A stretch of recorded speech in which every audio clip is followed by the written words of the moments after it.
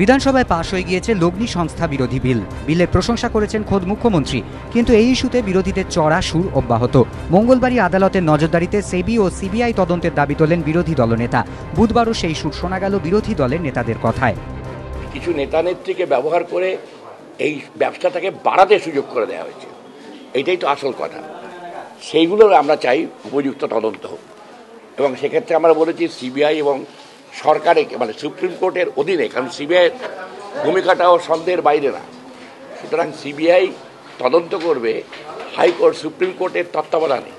আমরা চাই একটা সুষ্ঠু অনুসন্ধানের কাজ হোক, একটা প্রপার ইনভেস্টিগেশন হোক।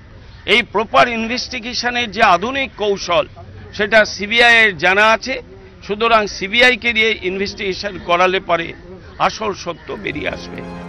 বিলের মাধ্যমে লগ্নি সংস্থাগুলির দাপটে কতটা রাশ টানা যাবে তা নিয়েও সন্দেহ প্রকাশ করেছেন প্রদেশ কংগ্রেস সভাপতি। এই বিলের মধ্যে দিয়ে যে কাণ্ডটা সুদীপ্ত সেনকে ঘিরে তৈরি হয়েছে সেটা আদৌ কিছু করা যাবে কিনা যথেষ্ট সন্দেহ আছে, এবং আইনজ্ঞরা বলছেন এটা করা যাবে না। সারদার লাভের লোভে পড়ে হাজার হাজার মানুষ সর্বশান্ত। কর্মচ্যুত সারদার অধীনে থাকা বিভিন্ন সংস্থার অসংখ্য কর্মী। এই ঘটনার পুনরাবৃত্তি যাতে আর না ঘটে সেজন্য এবার সরকারকেও সচেতন হওয়ার আবেদন জানিয়েছেন প্রদীপ ভট্টাচার্য। অরিত্রিক ভট্টাচার্য ও রুমা পাল, এবিপি আনন্দ, কলকাতা।